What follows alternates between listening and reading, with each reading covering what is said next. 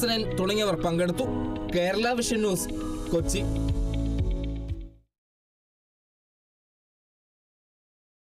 കേരള പത്രപ്രവർത്തക യൂണിയൻ സംസ്ഥാന സമ്മേളനത്തിന് നാളെ പത്തനംതിട്ടയിൽ തുടക്കമാകും.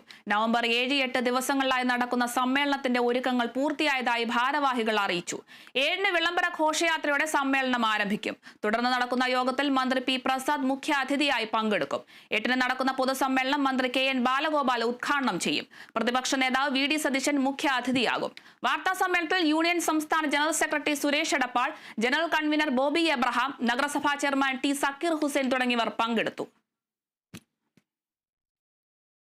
വളരെ പരിമിതിക്കുള്ളിൽ നിന്ന് ഏറ്റവും മികച്ച രീതിയിൽ സമ്മേളനത്തിന്റെ പ്രചാരണവും അനുബന്ധ പരിപാടികളും നടത്തിയെന്നുള്ള ധാരണ പൊതുവെ എല്ലായിടത്തും അംഗങ്ങൾക്ക് ലഭ്യമായിട്ടുണ്ട്. മാധ്യമപ്രവർത്തകർക്ക് ഉള്ള അവകാശങ്ങൾ സംബന്ധിച്ച് പെൻഷൻ അടക്കമുള്ള കാര്യങ്ങളിൽ, കരാർ പരിപാടികളുടെ പ്രശ്നങ്ങളിലൊക്കെ തന്നെ നിലപാട് സ്വീകരിക്കുന്നതിന് കൂടി വേണ്ടിയാണ് നമ്മൾ ഈ സമ്മേളനം ചെയ്യുന്നത്.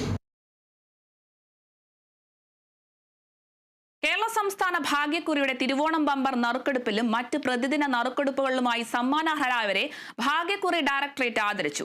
തിരുവനന്തപുരം മസ്കറ്റ് ഹോട്ടലിൽ വെച്ച് നടന്ന ചടങ്ങ് ധനകാര്യമന്ത്രി KN ബാലഗോപാൽ ഉദ്ഘാടനം ചെയ്തു. 25 കോടി രൂപയുടെ തിരുവോണം ബമ്പർ നേടിയ ആലപ്പുഴ സ്വദേശി S ശരത്തിനെ ധനമന്ത്രി ആദരിച്ചു. ഒപ്പം തിരുവനന്തപുരം, കൊല്ലം ജില്ലകളിൽ നിന്നെത്തിയ 17 സമ്മാനാർഹരായവരെയും ആദരിച്ചു.